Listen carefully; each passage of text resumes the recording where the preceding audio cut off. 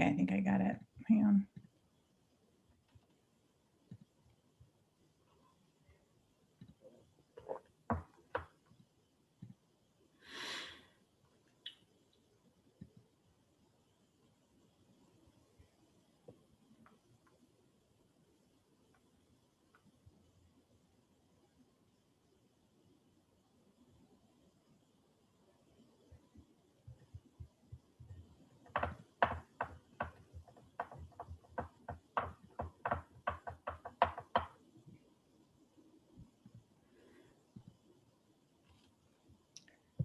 Yeah, I don't think it's because I can't get into the because you're the main host, so it's in your account.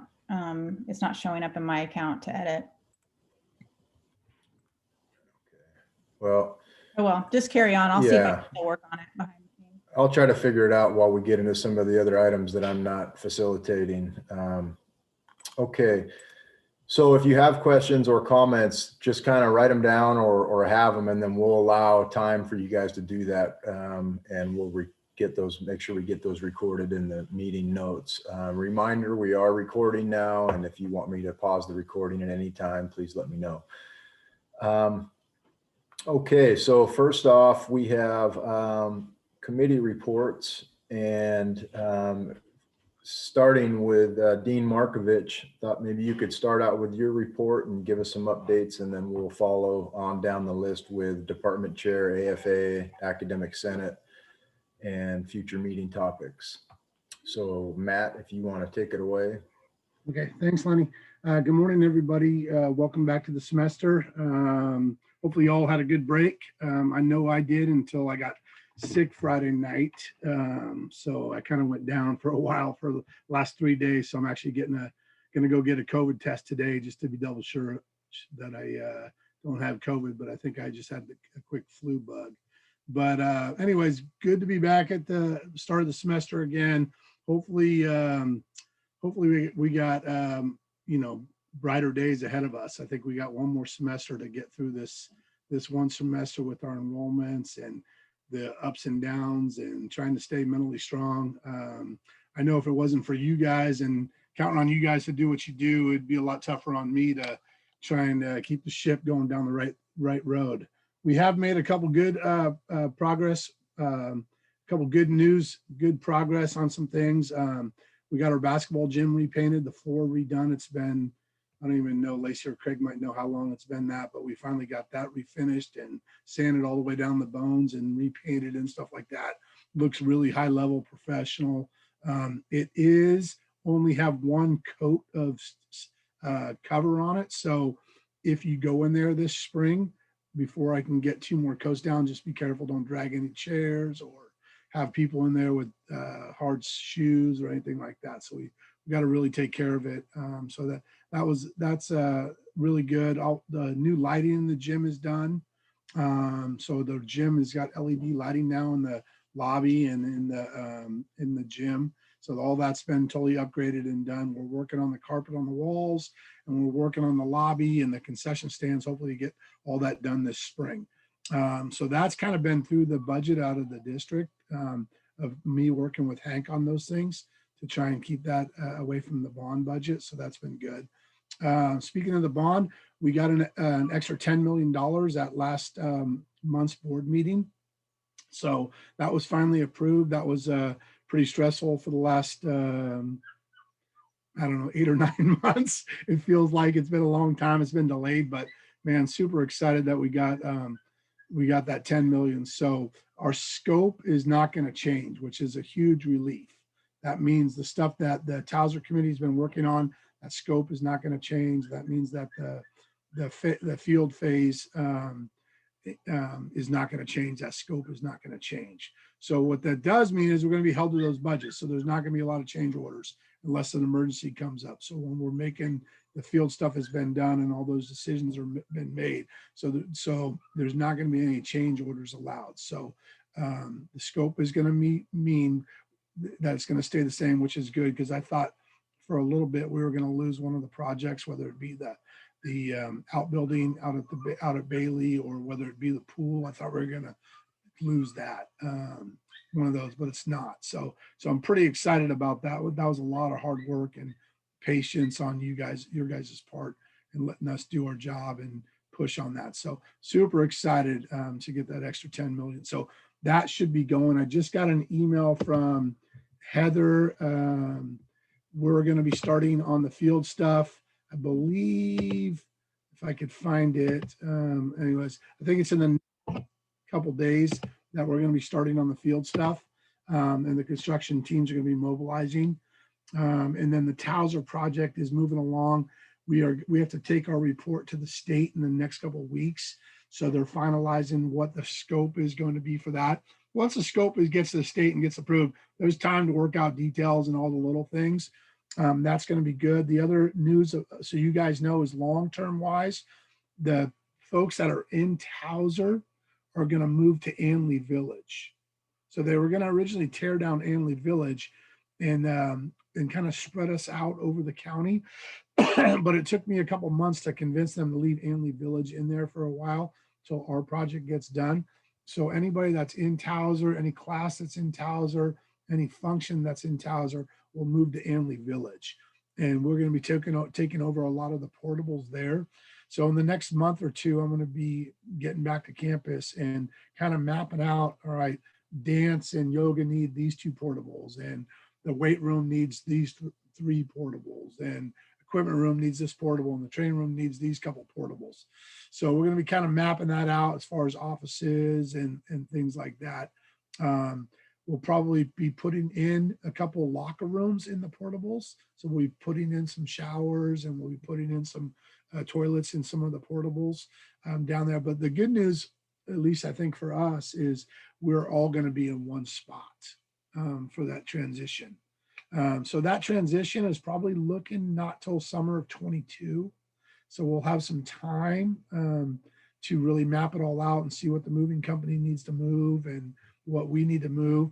Your job between now and 22 is to get rid of stuff if you don't need, stuff from your offices, stuff from the equipment room, stuff from storage. If there's stuff that we could recycle or sell, let us know. But we basically have like a year, a little bit over a year, to make sure that we downsize before we move and all that storage stuff. A couple of the folks seem to keep quite a few things. So we need to make sure that we can cut back on that a little bit. Yeah, Cassandra? What about retrofitting the portables? A lot of high schools have their dance studios and portables, and in many cases, the portable floor that's in a portable is better than what we have now. But what are the retrofitting plans for a dance studio, i.e. mirrors, the Marley, the stereo equipment? Is that something that IT comes in and just takes over there? Or how should we be kind of planning this out in our minds, and what kind of work we need to be doing on our side of things? Yeah, once we get that that's a great question. Once we get that process down, I'll be meeting with each individual person as far as what do you want to take from your office and down there, and then each individual program too. I mean, obviously with the dance stuff, there's going to be quite a few things to move.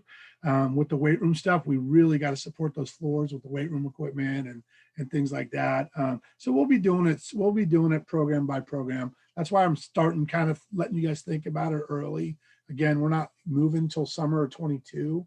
So we have some time, and they do have they'll have a contract where someone will come in and get the portables ready, and someone will come in and move everything for us and stuff like that. So there'll be a paid team to do that. So we don't have to worry about those. So it'll be, hey, Cassandra, what do you need for the dance program and this portable? And whether it's we move our Marley or rent a Marley or something like that, we'll make it work for everybody. We're going to be there we're going to be in there for probably, my guess is 2 years. So we're not going to do it. We're not going to just do it to do it to get by. We want to do it right. And, like the training room's going to have a lot of stuff that needs to get moved and supported and stuff like that. So it's a big, our area is probably the biggest area. I've seen it done well. And I've seen some aspects of it done poorly. So we want to make sure. When I was at College of Marin, we did the weight room poorly. But we did the locker rooms really well and the dance room really well. So I've seen it work out both ways. So we'll take our time and do it right. I'm wondering with that kind of thing, because there's that whole office, the adjunct office, the student kind of hangout center, all those costuming. I'm wondering if we can find a budget somewhere to stipend adjuncts to come in and help with the move. Obviously full-time wouldn't have those stipends because that's part of my job, but I'm thinking about, adjuncts wanting to like have their stuff there. Is there a way we can find a stipend or something, or talk about that more? What kind of stuff are you talking about? Well, I'm thinking like the moving company. Do we want to pay a moving company to move costumes, or all those costumes, or could we just pay the adjuncts and do it as a team? If that's something, if they want to make some more money, you see what I'm saying? Like, I know that moving companies are quite expensive. And if these are things that we can be doing as a department to save money, is there money kickback we can go to people who are doing the work? Okay, good question. I don't have an answer for that, but Okay. I could ask Heather. Okay. Good question. Yeah. So I'm thinking we're going to be in that portable for 2 years. So I'm thinking Towser probably won't be finished until fall of 24. So we're going to be there for a couple of years, but I think that's hopefully our start date for fall of 24, which will end the CAD phases in the project. So it's a long haul. I don't even know when it started. What have we been doing? We've been doing it for like 3 years, I think, already, and we haven't even broken ground. So yeah, it's a long haul, but exciting times right now for us. And the football field and the track turned out amazing. I think the basketball floor turned out amazing. So I think we're on the right track. We just got to keep our nose down and keep going forward on this. And so I appreciate your patience. It's a lot of work, but we're gonna end up with a really, really good project. So yeah. As far as athletics, we are in a pattern right now to where I was supposed to meet with the cabinet again to talk about spring sports, which is phase 2 for the state plan. I've been holding off on getting the cabinet together, hoping that we will see some sort of accumulation of the surge from the holidays in the county and hopefully see our numbers dip a little bit towards going forward. What I don't want to do is meet with the cabinet too soon, where we pull the plug on the spring sports phase 2 of that plan. So that's kind of what it's been dragging a little bit. It's been my decision to do that. This is difficult because it puts some of our spring coaches in a tough position to where they're telling the kids that we plan on playing, and I really do think we have a good shot at doing that and playing, and that's why I've been holding off on it. But I do know it puts you guys in a tough position on that, so I apologize for that. But knowing where our cabinet sits on this, I think it's better to give me a couple more weeks before I have that meeting. We do have till I think February 6th or something for kids to withdraw without a W. So that's kind of where I'm looking at, to where we get a meeting in by then, and hopefully we see the county numbers dipping a little bit to where we could project out getting out of purple by February 26th. So February 26th is the drop dead date that we have to make a decision on spring sports. I'm working daily with our Big 8 athletic directors to figure out what other schools are doing. I know I've talked to Damon a little bit about it. And I'll have some news for you, Dame, on that later today. But we're trying to make the right decision for everybody that's safe, and for everybody that's taking care of our student athletes and our coaches and our faculty and our staff and all that good stuff. So it's rather complex when you get into the details. So thank you for your patience on letting me work that out. But I'm hoping to have an answer for everybody by February 6th. But all along it's been, we need to get out of purple. So we're clear. If we're not out of purple, we're not coming back to campus. And I know a lot of people are saying, well, there's other classes on campus and things like that, and there's other programs going, but we're not getting out of, if we're not getting out of purple, I don't think athletics is going to come back. We've been walking that line pretty tightly in all of our meetings. Monica, I want to say thank you to Monica, Josh, and Health Services. They've done an amazing job putting together a testing plan Monica, you can correct me if I'm wrong, but my latest understanding is that all testing will be done on campus, and that I'll only have to pay for the daily antigen test if we compete, and I'll have to pay for the UPS shipping of the testing for PCR testing. But we're hoping that all testing will be on campus. So that's a huge, huge hurdle. I mean, huge hurdle that we could do that. We'll also find some money to pay for, and I have some money put away to pay for, I think it's called an LVN that will do the testing. That will do the testing for us, so our trainers don't have to do the testing. But all of our kids and coaches and staff will get tested on campus if and when we're allowed to come back to campus. So that's a huge, huge hurdle that a lot of schools can't overcome. But that's why I'm so I don't know what the right word is, positive about us coming back to campus and being able to compete with the spring sports, because we pretty sure have that thing worked out.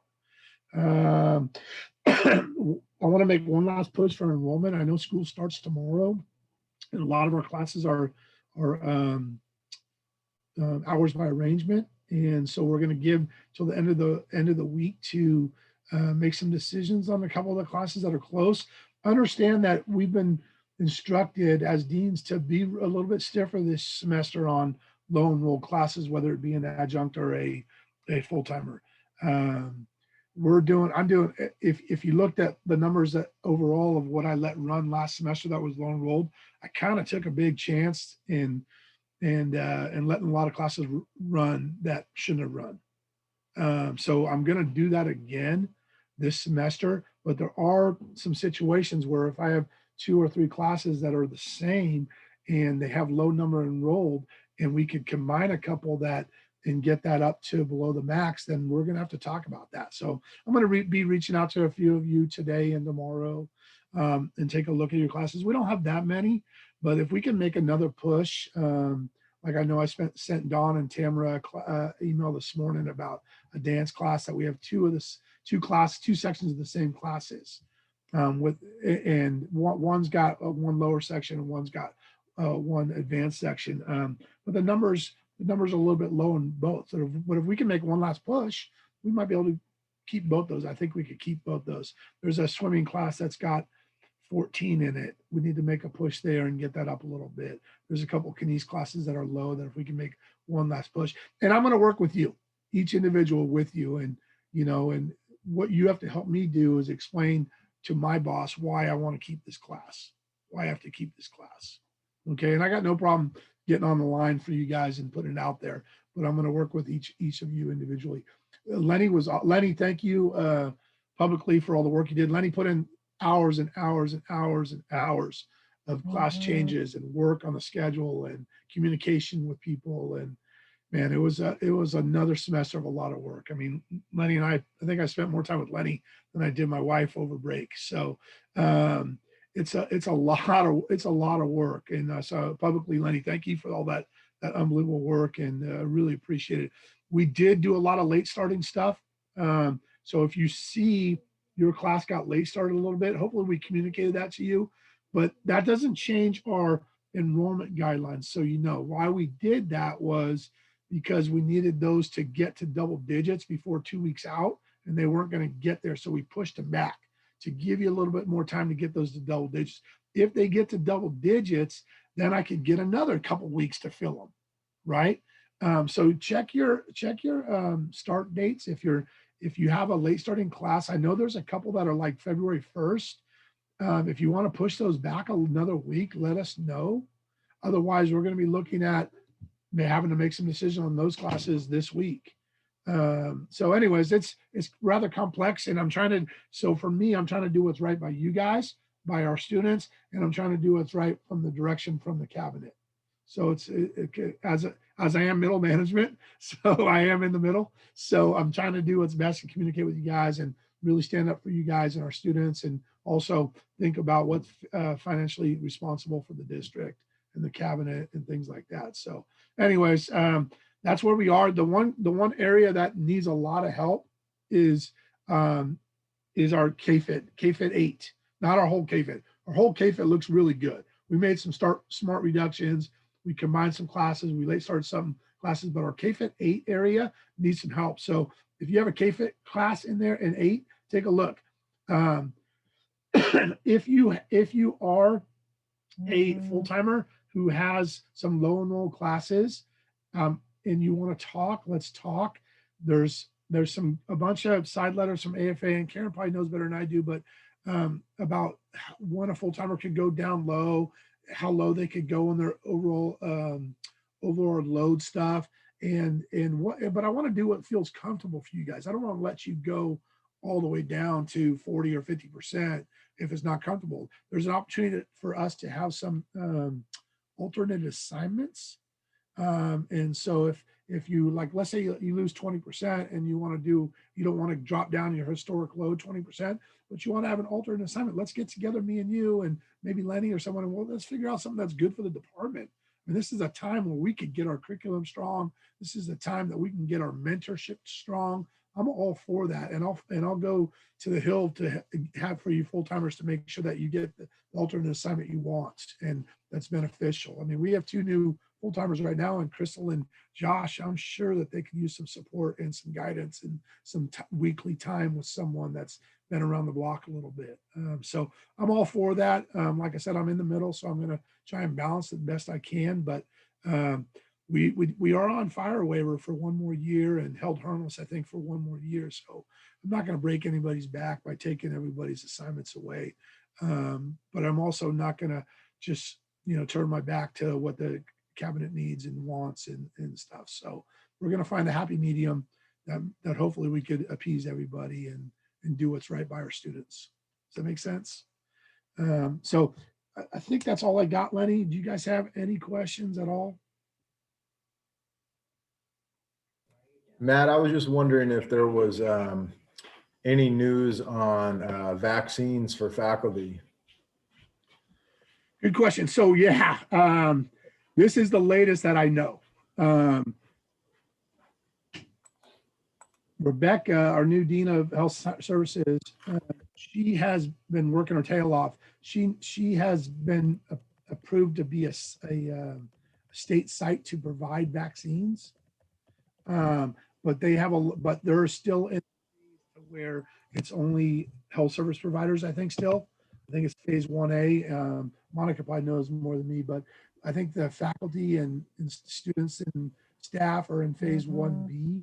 And I think that's coming up rather quickly. I do think there needs to be some work between the cabinet and AFA and cabinet and SEIU to see how they want to roll that out.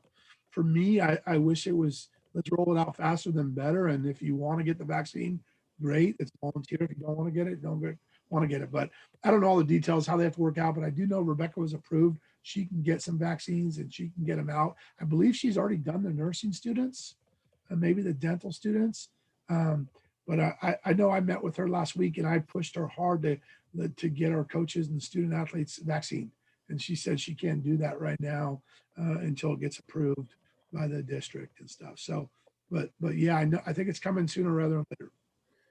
And to follow up on that, how does that affect family members? Do they get vaccines too if they're a family member of a faculty member, or does anybody know the answer to that one? I don't know the answer to that. That's never been, I haven't been in the room when that's been discussed, but I can bring it up. I don't know if Monica has some info on that. Am I muted? No. It says You're not muted. So I do know, just to the side of the school, I only know what Matt knows about Rebecca and student health, but in general, if you have someone that basically everybody knows it's kind of a mess. So, but there are ways. So for example, if you have someone in your family that's if you're over 65, if you have someone caretaking or healthcare or anything, you can call your provider or email your provider and say, hey, what are my options here? And you'd be surprised. Like, I emailed mine and they're like, yep, come in on Friday, right? Like, but as a healthcare provider. But if you're with Kaiser, there's a way to call their care number and sit on hold for like 5 hours and try to get an appointment. So that's right now.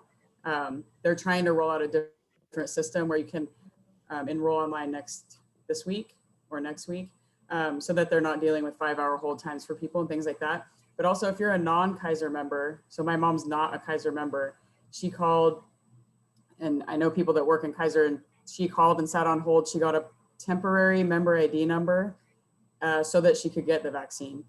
So there are ways, because Kaiser's actually trying to help distribute them as fast as possible for the county. So I think that's why you're allowed to just call and get a temp ID. So that was last week. So now after everybody's known that for a couple of days, it might be different. But if you do have people in your family that are in a high risk group or in one of those other groups, I think there's a shot at Kaiser. Definitely email your own physician. If you have Medi-Cal, going to your physician, they're kind of, unfortunately, you know, if you're poor or older, they're unfortunately, those providers are the last people that are getting the vaccines and having enough staff to be organized with it. So unfortunately, those people are getting screwed. In my experience with working, trying to get people to get vaccinated that have Medi-Cal. So yeah, if you want that number for Kaiser, you could just send me a message or something. But other than that, you kind of have to, right in this phase that we're in right now, you kind of have to advocate for yourself pretty hard to get it if you're in one of those groups. If you're not in one of those groups, I don't think they have enough to just freely give them out yet until, I want to say they said end of March or middle of March or something for the county, but that could all change, you know, with the recent changes. So. Well, thanks a lot, Monica. So we're kind of transition. Matt, is that the end of your report? Sorry. Two more Okay, things. if you sorry. don't mind me Go ahead. talking about. So I just found my email from Heather. So you guys know the field demolition is starting tomorrow, and the field digging for the outbuilding at Bailey is starting tomorrow. So if you have anything on the fields that you need to get off the fields or out of any storages, today's the day. Otherwise, it's all going to be locked down for construction starting tomorrow. So that's really good news. Lastly is hopefully Rose sent something out to you, but I've been working the last week or so on trying to make sure that we can utilize our assistant coaches pay. I think our assistant coaches seem to be the group that always gets forgotten in these this time. And we haven't used our assistant coaches money for the fall. So I'm hoping, I sent a request early last week to the VP to get approval to use that money. What I would like to do is to give each program their assistant coaches money and let them use that to help with retention of the student athletes and recruiting of future student athletes. So if you haven't done so, please make plans of if you need to know how much you have, let me know coming to your program. 2, send the names and the dollar figures to Rose. And I'm hoping I'll keep pushing on that today and see if I get an answer today. But know that I started pushing on that early last week, and I haven't heard back yet. But that's something I definitely want to do. That's all, Lenny. All right. Thanks, Matt. And so at this point, since we don't have the chat, does anybody have any questions for Matt or about any of the information that Matt has discussed with us? And it doesn't look like it. So we can go on to our next item, which is the rest of our reports. The chair report that I did in December, really, we haven't had a DCC meeting and there hasn't been much new information. We're continuing to work on the summer schedule and hope that an official announcement of whether we're going to be fully online or what the case is going to be will happen sometime really soon. And so we'll report that out when it's official, and then we can start doing the patchwork or whatever the work that needs to be done to get that schedule the way it needs to be.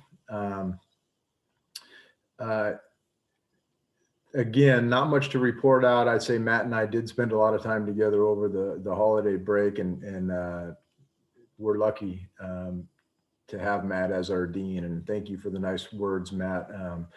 It's been a challenge for all of us, and we're all getting through it. And that's just kind of the way we do it in CAD. So in terms of chair report, the only thing new that I have is, or not really new, but we have a department meeting in February that falls on a holiday. And we are going to need to have to determine if we want to meet the week prior or the week after, because that's actually coming up pretty fast. And I would vote for the week after, since it's coming up pretty fast and we're meeting today. Any thoughts on any preference before or after our scheduled? We're normally scheduled for the second week falls on a holiday, we could go the first week or the third week. I think the third week would be better. And I don't see anybody really with an opinion on that. How about time? I know a lot of people have commitments on Friday with committees. So even though we're on Zoom, it still is challenging to find the best time. Are early mornings on Fridays still, I mean, is there any suggestions of something other than that? Do we want to try an evening one and mix it up? What are your thoughts? Lenny, I like the 9 to 10 slot that we've been doing. Yeah, that time Personally. doesn't work for me, so that's the toughest one. I would say early or after, like 10 or 12 would work too. But we could send out like one of those doodle polls just so we can see like how many people can make it at a certain time, and then just pick the one that most people can. Well, we've done that over and It over and doesn't over. work? Stanley, you were in the middle Oh, of something there. Yeah, I What- wasn't finished talking. That's all right. 9 to 10 works, but I'm just saying I have commitments on Fridays at 10. So that's why I would vote. I mean, I don't want to go back to the 7 a.m. or 7:30 brutal, but anyway, that's my opinion. Thanks, Lenny. Yeah, no problem. The only bonus to the 7 a.m. is you could literally have your coffee in pajamas still, so you don't have to be in the cold Towser gym at 7:30. Okay, I will do some researching on that, but it seems like it always comes out that the best time is 7:30 or 8 o'clock in the morning on Friday to have the most people there. So I will, that'll be a to be continued. And then I'm going to make the assumption that the week after is better than the week before for our February meeting. And then I'll send you guys reminders out to that along with the other department meeting dates for the rest of the semester. Let's see here. Just looking back at our agenda. Okay, it's time for some other reports. And again, they might be minimal because we just met in December, but if we could just go through the list here and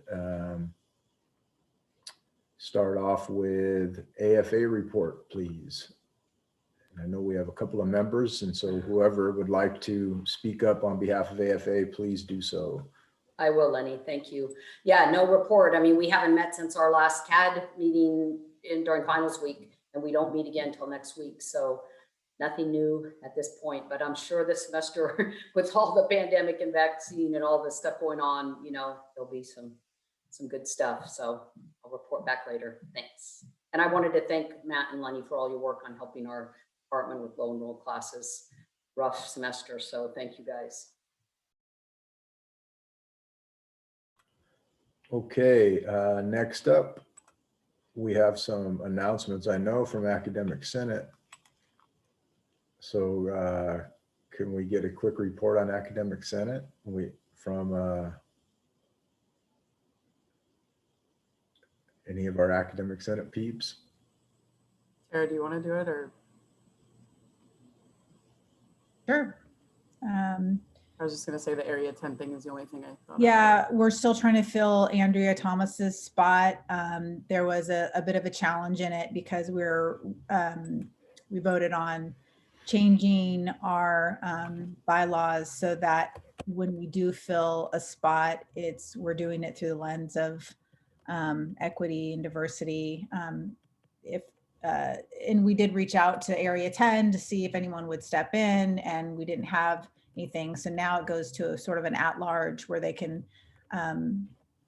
invite people from other areas to be a representative. I actually am on the Senate, but I'm Area 8, which is and disability resources. So that's because it's basically Andrea's spot. So it's kind of confusing. So that's finally got passed. And so now they're looking to fill that position. So that's the news right now. Monica was elected as the vice president of the executive committee of the Senate, which is amazing. And John Stover is the newly elected secretary. And we're still working on expanding the executive committee and exactly what positions those will be. I think, didn't we vote last time that would stick with 2 at-large and then an equity position, Monica? Yeah. So And one of those at-large was adjunct, right? yeah, 1 at-large adjunct, another at-large, and then an equity position. So those should probably be moving forward. We did pass the Black Studies. Help me out, Monica. Basically like their proposal for, Yeah. this is what we want this department to look like. Yeah. This is who we want teaching. Like, Yeah, we approved their proposal, what they put forward. So that was great. That was a big one. We were trying to make sure that we got done before December. So that's it. We haven't met since December. So it's some big stuff coming through the thing, but everything's going well. Great. Anything else, Monica? Thanks, you guys, and congratulations, Monica. That's awesome for our department and for you and for the college. So thank you for your willingness to step up and do that. That's a challenge. The next item that we have on the agenda is just a quick check-in regarding our staffing procedures. And as the spring semester starts, these months and weeks go by really fast. And next thing you know, we're at the time when we're supposed to be making it a recommendation to Matt about what our requests are as a department. And so not to put you on the spot, Monica, but could you maybe just say a few words about our staffing procedure and kind of what the next milestones or stepping stones are in the process. So right now, and I'll follow up with anything that I think needs to be added to that. Okay, so I think you guys got sent the document, and we probably have to approve it today just to make sure that we're okay as a staffing committee to move forward with it, because as Lenny alluded to, this according to the timeline, and we can send it out again if it's helpful, but it's from an email that was sent out by Rose on 12/21 if you want to look for it. But so the proposed new timeline was just basically to create clarity. So any changes that we made were to create clarity and just be efficient and not miss these deadlines every year like we seem to just accidentally do. So basically the timeline is what we need department approval on, and the first date is coming up February 15th. So we would send staffing request forms out to the department by February 15th. And then by the last day of February, that's the cutoff for them to be due back. And keep in mind that the basically overall in the process, like the staffing committee would take that charge so that adjuncts are in uncomfortable positions to fill that paperwork out. We'd rely on them to help us if they want to and they can help, but us as a committee would be the information gatherers and really try to get some non-biased information, comparing as much as we can the same information so that adjuncts aren't put in that position. That was a big talk we had, but basically to know that, like, if you guys could look that over, and I don't know we've had a month or so to look at it. If Lenny, you feel comfortable voting on the changes. Nothing was crazy. There were no real curveballs from what I remember. Anybody else on the committee could jump in if there was something we really had to, make clear, but I'm looking at it again right now and I just don't see, because technically we're supposed to advise the dean, the chair is supposed to advise the dean on our current list of positions by May 24th. And then in the first week of the fall semester, we'd come back to review just in case there've been any changes, retirements, things like that. And then in the first week of the fall semester, we kind of have to vote and get our stuff to the dean by August 29th. So it comes up fast. So basically we just want to be prepared and have the timeline okayed by you guys so that we can move forward and not miss those deadlines. So I don't know if Lenny, you had anything else, or if we vote on that, or if nobody objects, we could just go with that. I don't think there were major things. Yeah, I would just like to add a couple little things. One, when we send the ask out to see if people have new positions they'd like to add to the list, we'll also be sending a list of what positions we already have on the list, so that we're not having to redo positions that we've already talked about and already acquired information. There may be some updating needed on that, but that information will go out with the ask so that you know what positions are already in there and you don't have to double up on something. I would lean towards just throw the question out there, and if there are any strong objections to that procedure,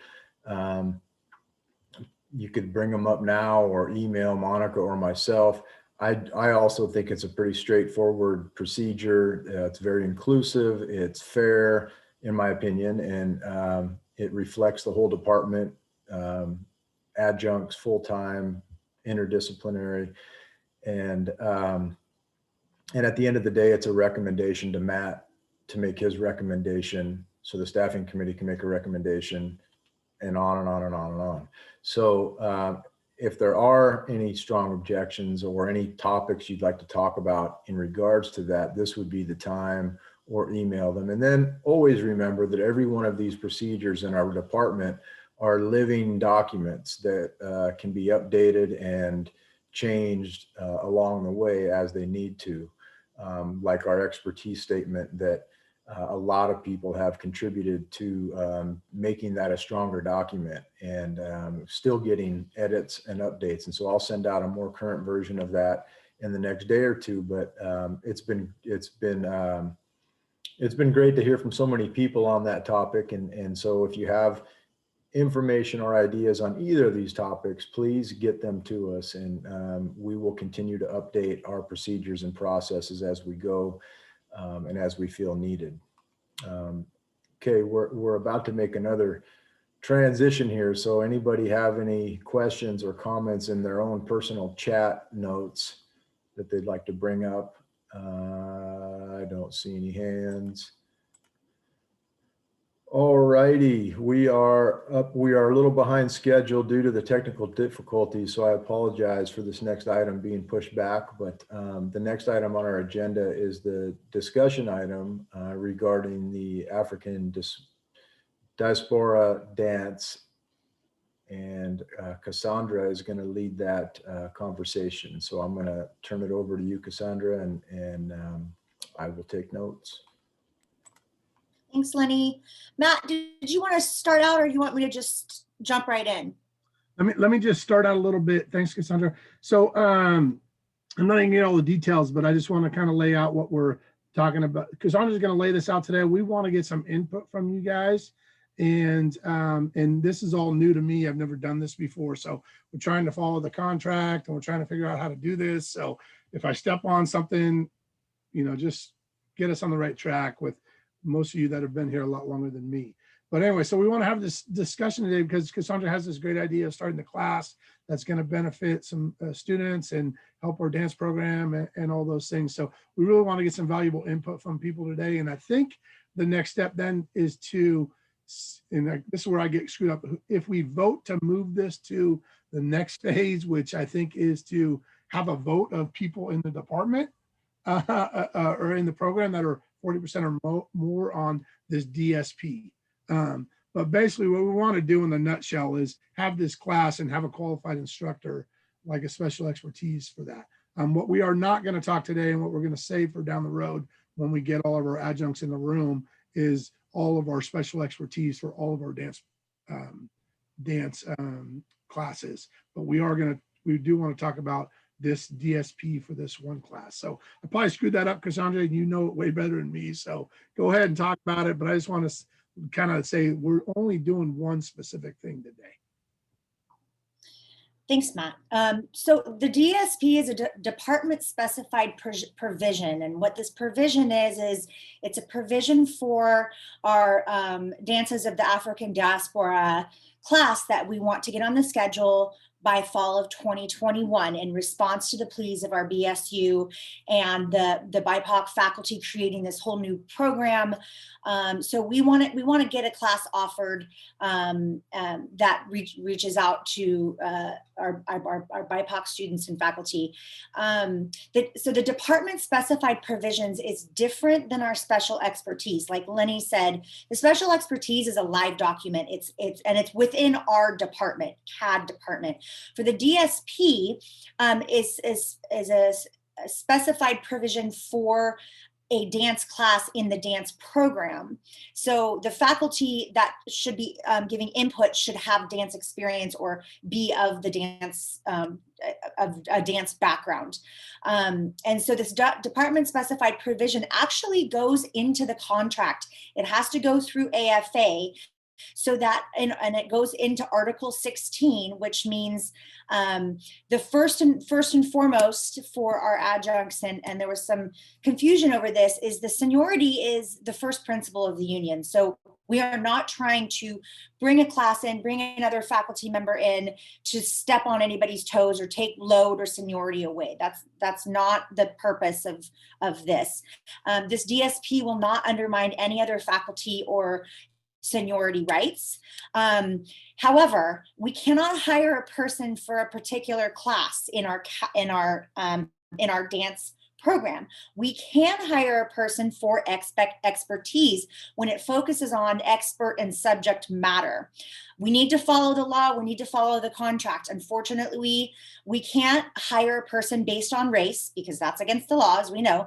And BIPOC can't be a criteria to teach the class, again, against the law. However, in my professional experience, many instructors of the African diaspora dance techniques are BIPOC faculty.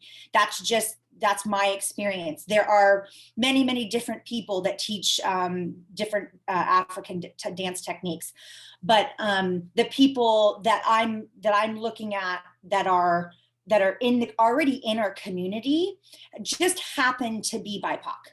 So just to let you know, we can't do it by law, but there's plenty of people out there to recruit that are going to be good for this class. So with that said, this is tricky because we're in a situation where we want to get this on the schedule by fall of 2020, but we want to follow Article 16 in the contract.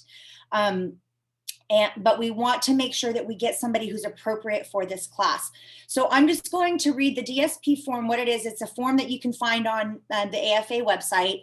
And you can go and look at music department. I think the theater department has one, but specifically the music department has a lot of department specialized provisions and that were agreed upon through AFA. So this form goes through through the dance program and the dance program. So people, Dawn, I think Dawn, you're the only one besides myself who represents dance in the room today. So you and I are going to be deciding whether or not to send this forward to a vote. Then within the next 7 days, Matt will send this out to the whole dance program, and we can talk more about that. But anybody with 40% load or more can vote on whether or not to send the form to AFA. That's just voting and to send it to AFA. Once AFA gets it, they may go, no, this isn't going to work. Or they may say, sure, okay, we can add this in as part of the contract.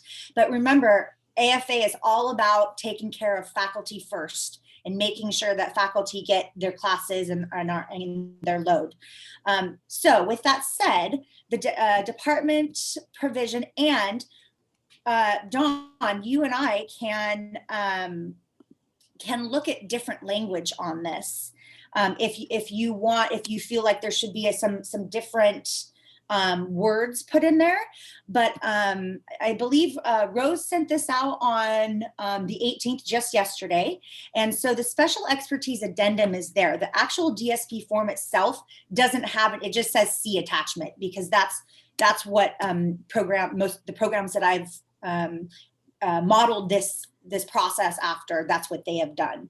I've actually sought a lot of information from AFA to make sure I'm going about this right, and that we're doing this by the contract. So here's the language. Here's the brief rationale. This is a highly, African diaspora dance is a highly specialized subject. Instructors must be able to demonstrate expertise in African diaspora dance history and techniques. The criteria, and this is something that we can talk, give some input on. But this is what I listed, and this is what I got from what the music department did and and took their language and inserted into this addendum. Requires college level teaching experience in advanced African diaspora dance techniques, or a degree in the African diaspora dance, or substantial graduate level coursework, and an audition to demonstrate teaching skills in African diaspora dance technique, history, and language, or documentation of professional work as an African diaspora dancer, choreography, i.e. or choreographer, i.e. publications, recordings, public performances, and commissions.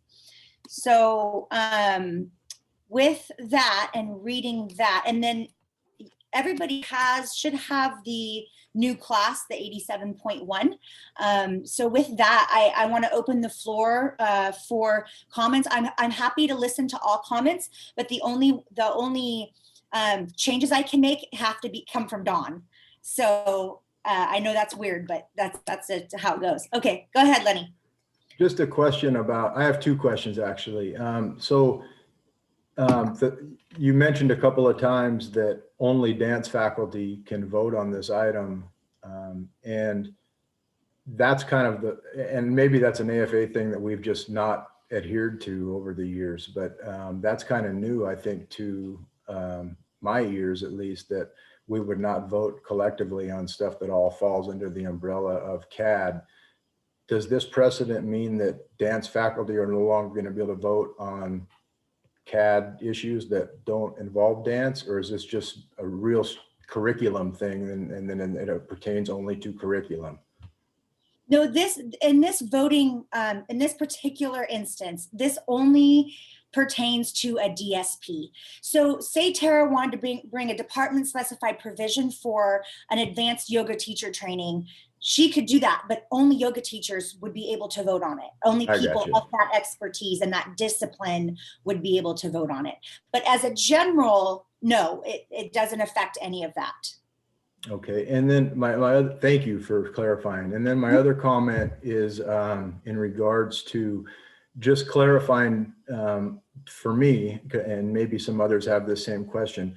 So the DSP basically allows, the way that a DSP is different than just an expertise statement, from what I understand, is that the expertise statement that we've been working on is something that comes into effect after you have met minimum qualifications to get hired here.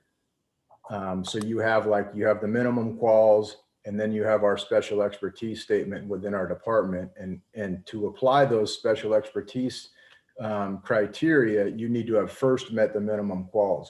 Does the DSP bypass the minimum quals, and then is that how that works, or is this somebody that meets minimum quals but then also is going to meet that expertise?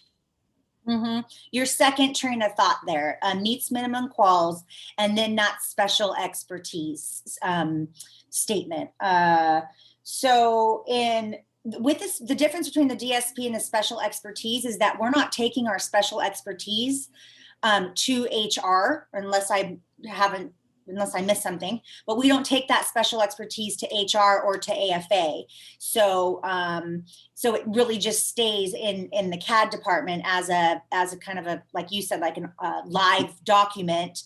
But with the DSP, when we're going through Article 16, it would be seniority first, load, and then can they teach it? Now, the lovely thing about our dance faculty is they're really vocal about what they want to teach and what they don't want to teach, and what they're, we all have been raised in that generation of here's what I'm good at and here's what I'm not good at. So what this does is it's a kind of COA in a way, because this class is so specific, that we are not putting it on the schedule and then somebody who's not qualified is teaching it, and then hellfire fury rains down from our BSU or the community, the BIPOC community.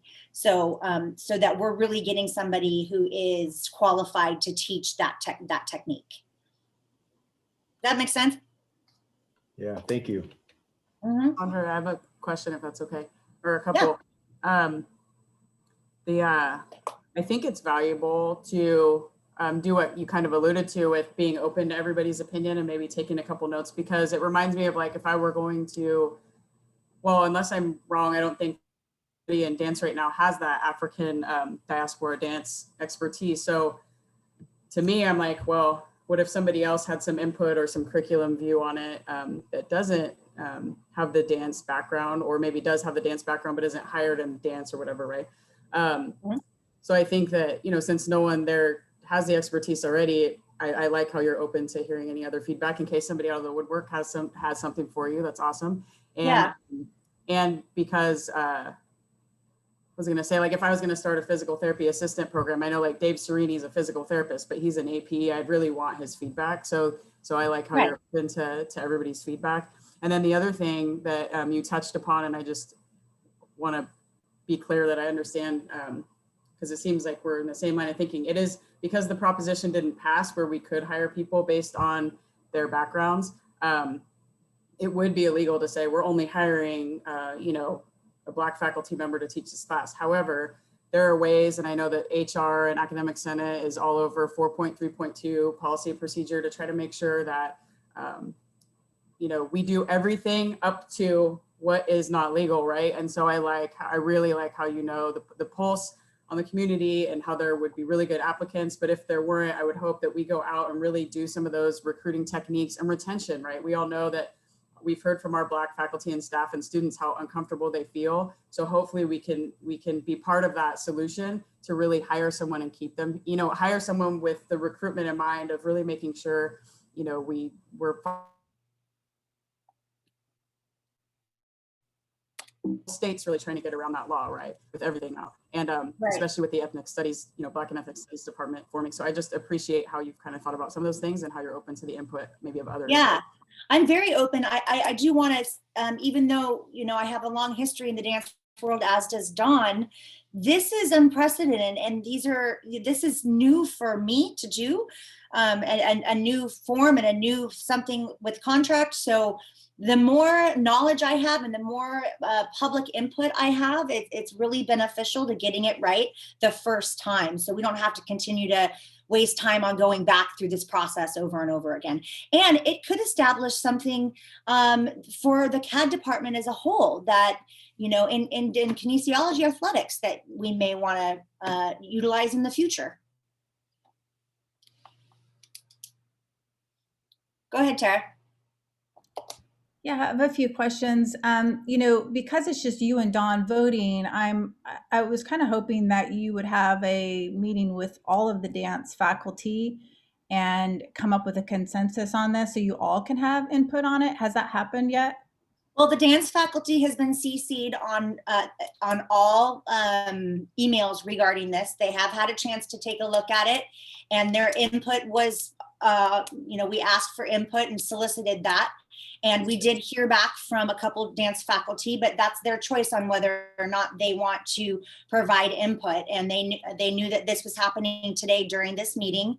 And according to the contract, we have to bring this conversation forward to the department, even though it's just the dance faculty that does the voting to send it forward. So when they do the voting, how many of your dance faculty, because we're in such crazy times, are actually at 40% and higher? Meaning, will a lot of them be able to have a voice in this vote, or will it just be you? That's something Matt will take a look at, and when that second, if this decides to be sent to the voting process, Matt will take over that and look at what's happening with faculty now. For instance, go ahead. If there's just one, if it's just you voting, would you consider holding off, you know, and making sure that there's other voices that get to make a decision on this? Or you just, I mean, I'm just concerned that all the dance faculty haven't been able to give, you know, look at this in a meeting and come up with a consensus on it. If Go ahead, it's Matt. going into the contract, that's kind of a big deal. Yeah. You know, Tara, we talked about that, and I've exchanged emails and phone conversations with a few of the dance faculty, and they're more concerned with the special expertise of all of the programs and the different levels 1 through 3 and stuff like that. So when I brought that up to Cassandra and we talked about it, I think maybe a week ago or so, this is something that we wanted to get on the books for fall, this class, to support, you know, the BSU and all that. So we are kind of fast tracking this, but it is not something that's going to be set in stone forever. So we're going to look at who gets the vote and all that stuff and see if we could do that. But in my communications with the dance faculty, and I've got no problem checking with them again, they were more concerned about the special expertise for all the other classes. And we're going to hold off on, we're getting input on those.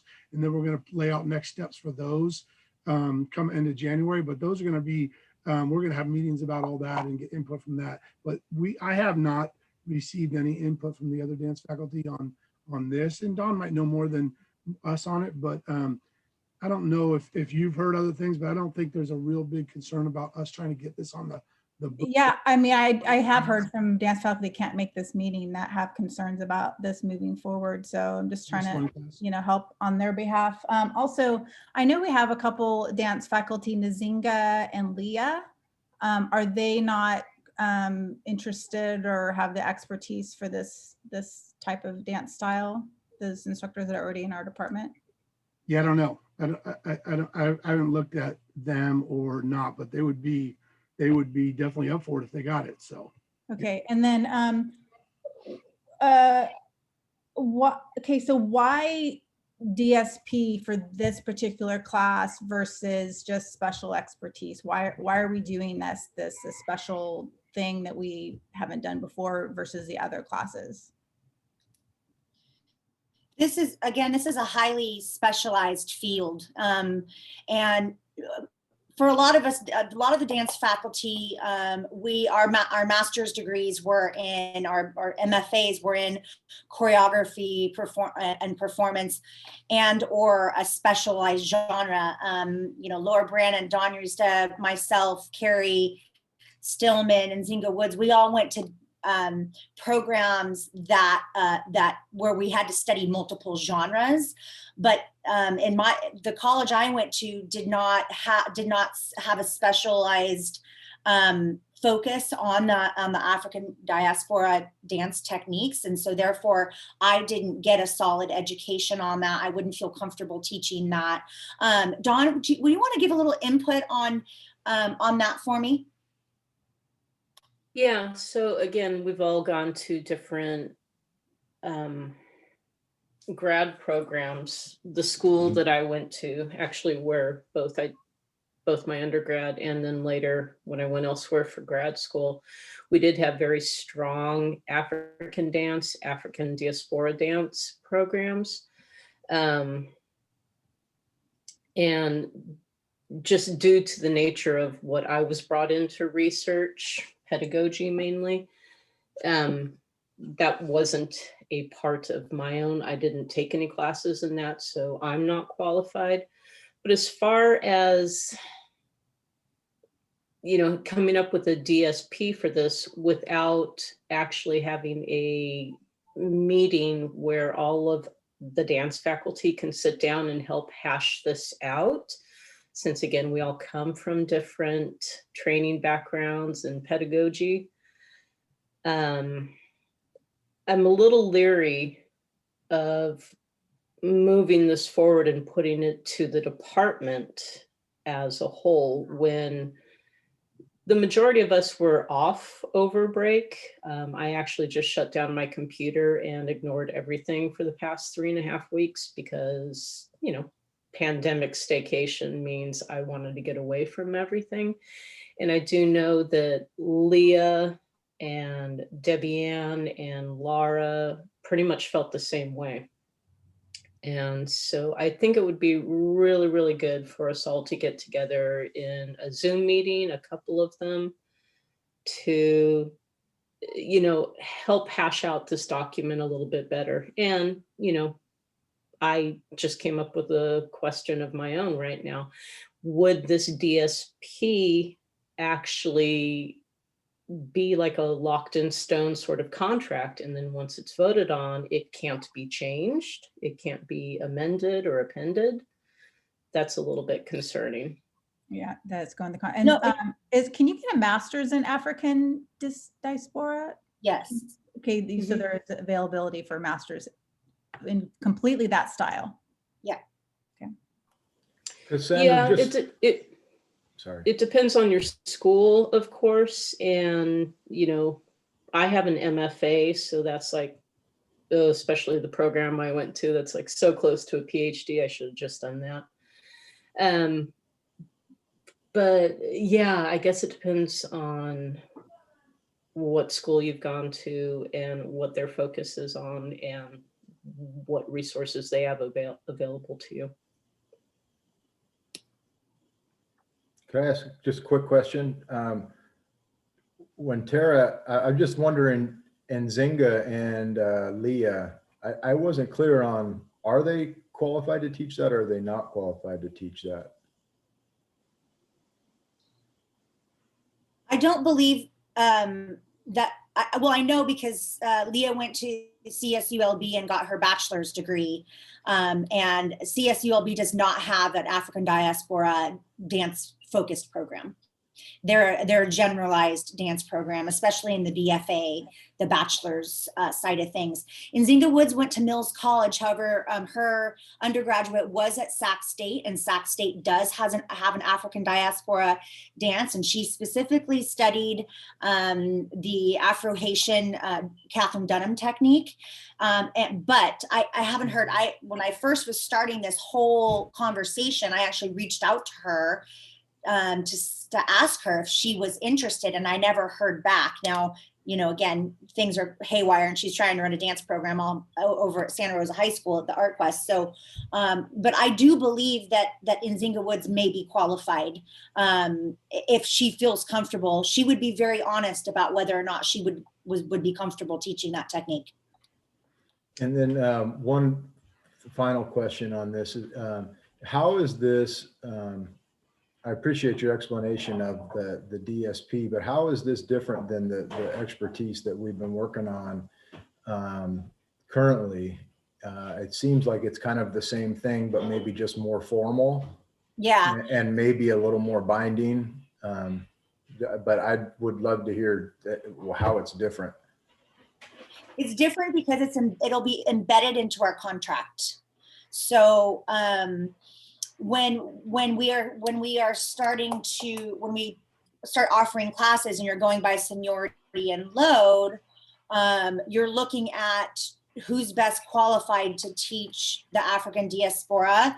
And we wouldn't be able to give a faculty member, even though it was Article 16, and this is where it gets tricky, is that either we'd have to take it off the schedule if a faculty member wasn't an expert in the field and couldn't teach it. Like if we don't have anybody to teach it, we'd have to take it off the schedule because there's no expert to teach that class. Isn't that the same as our expertise statement though? Because we wouldn't, if we had a yoga class and the only person available to teach was me, we're not going to offer that class. I mean, it seems like it's this, I don't know. It just seems like it's the same. Right. Except our special expertise statement is not embedded into the contract. So why is it so important to embed this one into the contract, I guess is the question. So that we get an expert in to teach the class. I personally don't want to be embarrassed by putting this on the schedule and then not getting a qualified instructor to teach it. That could weigh down a lot of backlash politically and by our students. So this just ensures that the person that is hired to teach this class or teaches this class has the expertise in it, and all that. The expertise statement in KAD is great, and I like that, but it's not binding by the Article 16 contract. This would be. Yeah, so is there what is the deadline? Basically, what's the time frame we're looking at for getting this voted on and moved to the next step? So technically after this conversation today, it's supposed to be voted on and sent forward to all of the dance faculty for a a final vote to send it to AFA. I think what I'd like to do is maybe put this again on our agenda and see if we can't get together with the dance faculty and have a bigger conversation here, and then put this on our agenda to send it to vote in the February meeting. It's bizarre because the contract says we have to do it in front of the entire department, but only the dance faculty are within the discipline are qualified to send it to a vote and vote on it to send it to AFA. You know, like everything in the AFA contract, we want to look at it with open eyes, but it gets confusing sometimes, especially with this DSP provision. I know for the contract, it states that the deadline is the end of the semester to be voted on. So we have some time. So I think it'd be great if you could have a meeting with the dance faculty so everyone gets their input. I agree too. And if Matt is basically overseeing our program at the moment, I'd really like to have his voice and oh God, what's the word? Because I'm out of coffee. Yeah. Anyway. Yeah, I think that's a great suggestion, Tara, Cassandra, everybody, and Dawn. Let's hold off on this. Let's get the dance faculty together via Zoom and have a meeting or two, and we could fast track that. We're not doing anything besides sitting at home Zooming and teaching from home, so we should be able to pull something together rather quickly and be flexible there. And my biggest thing is, and this is for Lenny too, and the rest of you too, is we're going to hold adjunct hiring sometime this spring. So I want to get this together for the adjunct hiring process, as well as anything if we need assistant coaches hired, or if we have APE people that need to get hired and things like that. So I want to hold some sort of adjunct hire towards later in the spring anyways. So if you have people that need to get adjunct hired, tell them to put their app in, and then Cassandra will get together on a timetable so we meet that adjunct hire date as well too. So those are great suggestions, and we do want to make sure we get input from everybody. I have one question, Cassandra, just about the, sorry, I know we need to move on, but who can vote? I'm just thinking about like in like my area, if I'm going to move forward with something, I just want to be clear. Like, so if the people existing in the dance area that qualify minimum MQs for dance, but no one has the expertise of a specific area. You mean like they're not experts in the African diaspora? Yeah. So like where does it say, just so, because I want to look it up and be clear, like if I do start like a PTA program or I write a specific sports med class that maybe no one qualifies because we need a DSP for it, I just want to know like what does that mean? Is it like discipline expertise? So like dance is considered discipline enough to be able to make decisions about a class that would go into the dance numbering system, right? Like, is that what it is? Like if I understand your question. So are you asking like what the contract says specifically about that? About who votes? The voting part, yeah. Yeah, it's confusing, but here's what we have. So 1605B says the proposal will be discussed and to which all faculty members in the department will be invited. Then the discipline votes on whether or not to put the DSP up for a vote. Any member of the discipline who attends the department meeting can vote on this one, no matter what load or percentage they have. Then once the DSP is sent to the discipline electorate for a vote, anyone who qualifies as part of the discipline's electorate has 40% load or more, they can vote. So it's just discipline oriented. Yeah.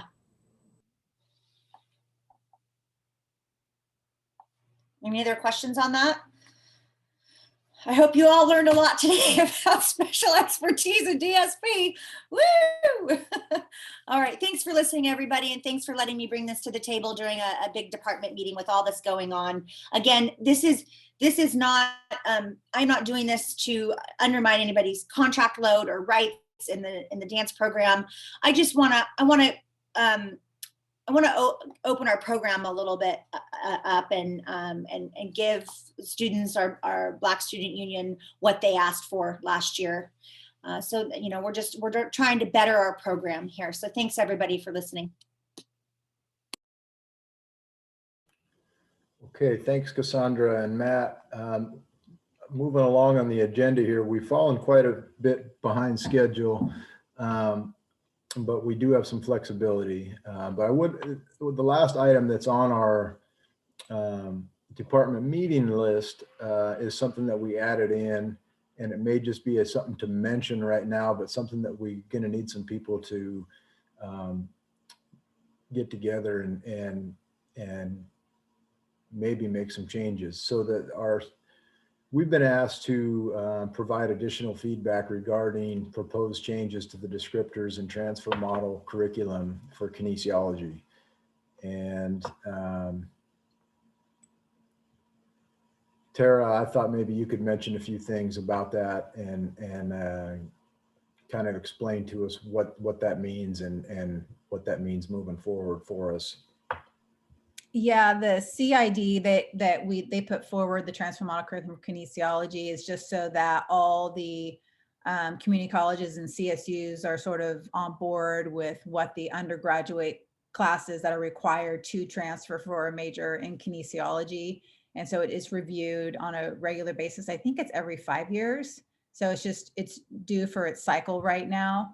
I looked at it briefly, but I haven't looked at it very closely about, you know, what specifically are the changes. I think if I remember correctly, I think the biggest one was with the kines for the sports medicine, the athletic training class. I think now that's becoming more of a upper level class versus, so Monica, maybe that's something you want to double check about. That was the thing that I read that, you know, made me kind of go, oh wait, let me look into this further. But basically the TMC is anatomy, physiology, some science classes, intro to kinesiology, and a couple units of fitness based, you know, whether it's like one in fitness, one in kinesiology combatives, or one in kinesiology aqua, whatever it might be. There's usually 2 units, and then those transfer, and then the students take all the rest at the CSUs.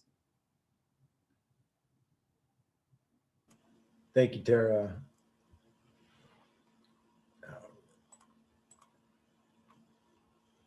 So in regards to our transfer major for kinesiology,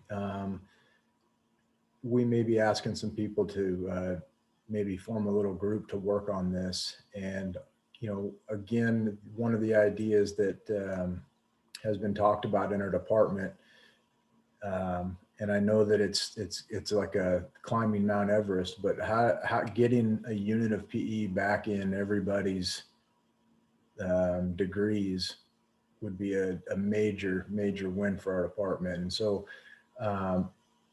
I'm going to start exploring that a little bit better this semester and see if we can maybe just, you know, get the idea out there in the universe where it can maybe start gathering some traction at some point.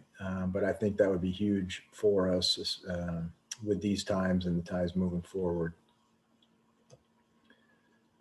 Okay, you guys. Well, we are now, probably everybody needs a little 5-minute break, bathroom break, coffee break, exercise break. But the next thing on our agenda for our departmental activities is to just go through the curriculum that was due last semester and clean up any tech reviews that still need to be done and just kind of wipe that off our plate. And with our curriculum, we have, when we first set up our curriculum reviews, we tried to make it so every semester we would have approximately the same number of courses because we have a lot of courses total.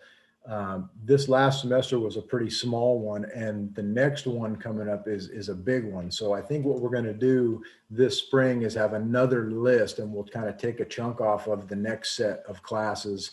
And even though they're not up for review for another semester, it will balance out our rotation a little bit better. This last semester, we only had about 12 or 13 classes, and typically we have 25 to 30 on a regular semester.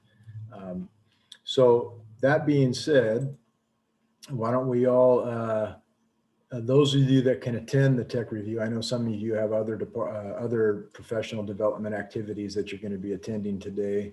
But those of you that can stay for the tech reviews, why don't we take a 10-minute break and come back at 11:15, and we will resume at that point. And at this point, unless there are any final comments for our department meeting, I'm going to stop the recording, and so I don't lose it this time. Any finals? Matt, go ahead. Thanks, Lenny. Hey, real quick, I talked about the adjunct thing, but for you coaches, I really need you to take a look at your AFL courses. All right. If we didn't late start them, then we need to get the numbers up and the numbers matching. So if I have 2 basketball classes that I didn't late start, and one's at 15 and one's at 10, that one at 10 needs to get to 15. So they match. So you got to do some work today and get through, look at your classes and make sure that they're all matching and get the students in there. If they are late started, now's the time to make sure that you start getting the student athletes enrolled in these classes. All right, we've got to make sure that our athletic numbers are looking right as we move forward. Okay, thanks. Okay, everybody, those of you that are going to other professional development activities, enjoy the rest of your day. Those of you that are coming back, we'll see you in about 10 minutes.